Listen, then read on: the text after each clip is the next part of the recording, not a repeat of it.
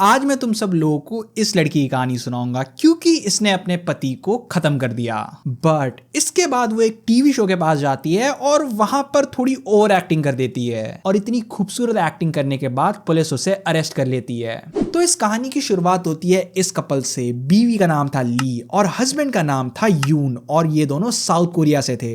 Now अब इस शादी में बहुत बड़ी दिक्कत थी। दिक्कत ये थी कि जो ली है वो यून से प्यार वगैरह कुछ भी नहीं करती थी क्योंकि उससे प्यार इस दूसरे आदमी था। ये था उसका बॉयफ्रेंड और वीडियो में आगे से हम उसे बॉयफ्रेंड ही बुलाएंगे। अब किसी कारणवश यून और ली साथ में नहीं रहते थे। जो यून है वो अकेले रहता था और जो ली थी वो अपने बॉयफ्रेंड के साथ रहती थी। नाउ जैसा कि मैंने बताया कि जो यून था वो अलग रहता था। वो एक कॉर्पोरेट जॉब करता था और महीने का तकरीबन 2.5 से 3 लाख रुपए कमाता था। पर इतना ज्यादा पैसा कमाने के बाद भी उसका जो बैंक बैलेंस है वो एक तरीके से शून्य था। लाइक नॉट एग्जैक्टली शून्य पर बहुत कम थे। एक बार तो हालत इतनी ज्यादा खराब हो चुकी थी कि उसके पास खाना खाने के पैसे नहीं थे। वो अपने दोस्त के पास जाता है और उससे बोलता है, भाई नूडल्स खाने तक के पैसे नहीं है भाई, मुझे 200 रुपए प्लीज उधारी दे दे। नाउ जो मेन रीजन था कि उसके पास पैसे नहीं थे इवन दो वो महीने का 2.5 से 3 लाख रुपए कमाता था, वो ये था कि जैसे ही उसकी सैलरी आती थी मेजॉरिटी वो पैसा अपनी वाइफ ली को भेज देता था। अब ऐसा क्यों होता था ये किसी को नहीं पता।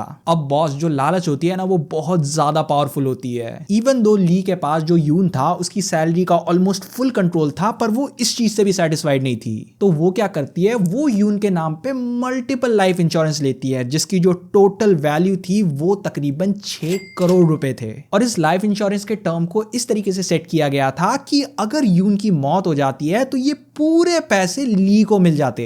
तो अब जो ली है वो अपने बॉयफ्रेंड के साथ मिलकर यून को खत्म करने का प्लान बनाती है। पर इसमें भी जो सबसे बड़ी प्रॉब्लम थी वो ये थी कि वो लोग यून का कत्ल नहीं कर सकते थे क्योंकि लाइफ इंश्योरेंस के पैसे मिलने के लिए उन्हें यून की मौत को एकदम एक्सीडेंटल डेथ दिखाना था। सो अपना थोड़ा बहुत रिसर्च करने के बाद, थोड़ा दिमाग घुमाने के बाद उसे पफर फिश के बारे में पता चलता है क्योंकि जो ये पफर फिश है वो एक्चुअली में बहुत ज्यादा डेंजरस होती है। ऑल्दो लोग पफर फिश खाते हैं पर उसे पकाने के लिए एकदम एक्सपीरियंस कुक होना जरूरी है। अगर उसे अच्छे से ना पकाया जाए तो खाने वाले की मौत तक हो सकती है और ली को यही तो चाहिए था। तो अब वो यून को फोन घुमाती है और उसे बोलती है लाइक, हे हस्बैंड, मैंने तुम्हारे लिए ना फिश की एकदम मस्त वाली डिश बना रखी है, तुम घर आ जाओ ना, हम साथ में बैठकर वो डिश एंजॉय करेंगे। अब जो यून था वो तो अनजान था, उसे थोड़ी ना पता था कि उसकी बीवी उसे मारने का प्लान बना रही है। तो ये दोनों घर में मिलते हैं जिसके बाद जो यून है वो उस पफर फिश को खाता है पर सरप्राइजिंगली उसे ज्यादा कुछ होता नहीं है एंड ही सर्वाइव। अब यून को जिंदा देखकर ली के होश उड़ जाते हैं। तो डर के मारे वो अपने बॉयफ्रेंड को टेक्स्ट करती है ये बोलते हुए कि यार धत तेरी की हमारी किस्मत कितनी ज्यादा खराब है, पफर फिश खाने के बाद भी जिंदा बच गया। और इस भेजे हुए टेक्स्ट को याद रखना क्योंकि आगे चल के यही उसकी जिंदगी का सबसे बड़ा प्रॉब्लम बनने वाली है। नाउ इन सब के बाद भी जो ली है वो हार मानने वालों में से नहीं थी। तो वो एक न्यू प्लान के साथ आती है जिसमें बेसिकली जो ली है वो यून को पानी में डुबा के मारने वाली थी क्योंकि जो यून है उसे पानी में तैरना नहीं आता था। तो अब जो ली है वो यून को नदी के पास डेट पे जाने के लिए बोलती है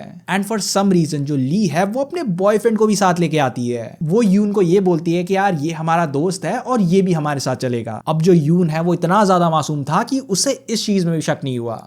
अब नदी में पहुंचने के बाद जो बॉयफ्रेंड है वो तो नदी में तैर रहा था क्योंकि उसे तो स्विमिंग आती थी। पर क्योंकि जो यून है उसे तैरना नहीं आता था तो वो क्या करता है, वो एक ट्यूब का सहारा लेके पानी में जाता है। लाइक फोटो में आप लोग ये साफ साफ देख सकते हो कि यार यून वाटर ट्यूब का यूज कर रहा था। नाउ जो बॉयफ्रेंड है वो यून को उस ट्यूब से धक्का देने की कोशिश करता है। उसका अल्टीमेट प्लान बस यही था कि मस्ती मस्ती में हम उसे ट्यूब से गिरा देंगे और डूब के उसकी मौत हो जाएगी। पर क्योंकि जो यून था वो इतना ज्यादा जिद्दी था कि वो वाटर ट्यूब को एकदम कस के पकड़ के बैठा हुआ था और वो इस बार भी बच जाता है। इस वक्त तक भी जो यून है उसे बिल्कुल शक नहीं होता। उसे ऐसा ही लग रहा था कि बॉयफ्रेंड उसे मस्ती मस्ती में ट्यूब से पुश कर रहा था। पर इस वक्त तक जो ली थी वो बहुत ज्यादा फ्रस्ट्रेट हो चुकी थी। तो वो सीधा यून के पास जाती है और उससे ये कहती है कि अगर तुम मर्द हो, अगर तुम्हारे पास बॉल्स है ना, पानी में छलांग मार के दिखाओ। नाउ टू बी फेयर ली ने एग्जैक्टली तो यही नहीं कहा था बट उसने ऐसी ही कुछ चीजें कही थी जिससे वो यून के ईगो को चैलेंज कर सके। नाउ अब मुझे पता नहीं कैसे पर जो यून है वो पानी में छलांग मार देता है ये जानते हुए कि उसे तैरना बिल्कुल नहीं आता है। शायद उसे ऐसा लगा होगा कि अगर वो डूबने लग जाए तो शायद ली उसकी मदद कर दे बट स्पॉइलर अलर्ट, वो बिल्कुल मदद नहीं करती है। इस वक्त तक जो यून है वो पानी में बुरी तरीके से डूब चुका था और चीख चीख के मदद मांग रहा था। और ये सब देखते हुए भी जो ली है वो इग्नोर कर देती है सब कुछ। अल्टीमेटली यून की मौत हो जाती है, जिसके बाद वहां पर फॉरेंसिक टीम आती है और अल्टीमेटली इसको एक एक्सीडेंटल डेथ डिक्लेयर कर दिया जाता है। और ये एक्सीडेंटल डेथ की जो रिपोर्ट है वो ली के लिए एक तरीके से 6 करोड़ की लॉटरी टिकट थी। जिसके बाद ली सीधा इंश्योरेंस कंपनी के पास जाती है और वहां पर पैसों की डिमांड करती है। बट अनफॉर्चुनेटली जो ली की किस्मत है वो खराब निकली, क्योंकि जो इंश्योरेंस कंपनी है वो ये बोलती है कि यार कुछ तो गड़बड़ है, और वो पैसे देने से इनकार कर देते हैं। अब जो ली है वो इस इंश्योरेंस कंपनी के ऊपर केस भी कर देती है, पर कुछ भी उसे फायदा नहीं मिल रहा था। तो अब वो प्लान बनाती है विक्टिम कार्ड खेलने का।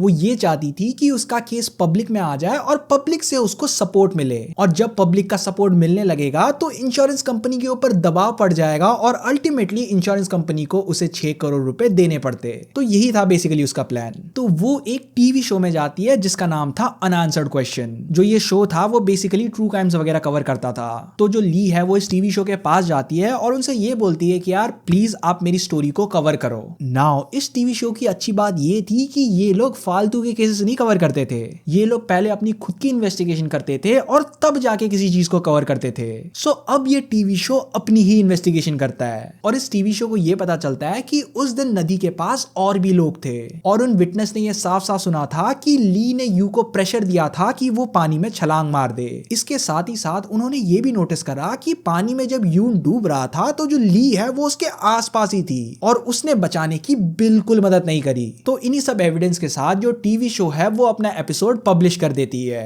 अब जैसे ही ये शो पब्लिक में आया, ली को पब्लिक की तरफ से बहुत अच्छे लेवल में गाली सुनने को मिली, पर इसके साथ ही साथ इस एपिसोड की नजर पुलिस तक भी पहुंच चुकी थी, और जो पुलिस है वो दोबारा से इस केस को देखते हैं। सबसे पहले तो पुलिस को ली और उसके बॉयफ्रेंड के चक्कर के बारे में पता चलता है। इसके साथ ही साथ पुलिस को उस टेक्स्ट के बारे में पता चल जाता है जो यून ने अपने बॉयफ्रेंड को भेजा था, ये कहते हुए कि जो पफरफिश का प्लान है वो फेल हो चुका था। मैं सच बता रहा हूँ, किस्मत में जब एल लगना लिखा होता है ना तो यार बहुत बुरे वाला लग जाता है। अब ये केस बहुत ज्यादा हाइप में चल रहा था, तो अब पब्लिक और न्यूज चैनल मिलकर वो लोग ली के पास्ट के बारे में पता लगाने की कोशिश करते हैं, और कुछ ऐसी रूमर्स बाहर आती है जो बहुत ज्यादा डेंजरस है। लाइक एक रूमर के अकॉर्डिंग साल 2010 में उसका एक बॉयफ्रेंड था जिसकी कार एक्सीडेंट में मौत हो जाती है, और दूसरा रूमर ये था कि साल 2014 में उसका एक दूसरा बॉयफ्रेंड था जिसके साथ वो थाईलैंड ट्रिप में जाती है, और थाईलैंड ट्रिप में उस बॉयफ्रेंड की पानी में डूबकर मौत हो जाती है। नाउ ये सब बस रूमर्स है, बस हवा हवा की बातें, इसका कोई सॉलिड प्रूफ नहीं है, पर फिर भी जो ये रूमर्स हैं ये काफी ज्यादा स्ट्रॉन्ग है। अगर ये सब सच है ना बॉस, तो जो ये ली है वो बहुत ज्यादा डेंजरस है। एनीवेज केस में हम वापस आते हैं। पफरफिश वाला एविडेंस मिलने के बाद जो पुलिस है वो ली और उसके बॉयफ्रेंड को अरेस्ट करने के लिए जाती है, पर इस वक्त तक दोनों अपना घर छोड़ के भाग चुके थे। 4 महीने तक वो लोग एक जगह में छुप के बैठे हुए थे, जिसके बाद फाइनली पुलिस उन्हें अरेस्ट कर लेती है, जिसके बाद ली को उम्र कैद की सजा और उसके बॉयफ्रेंड को 30 साल की सजा सुनाई जाती है। मुझे जरूर बताना कि आप लोग इस केस के बारे में क्या सोचते हो।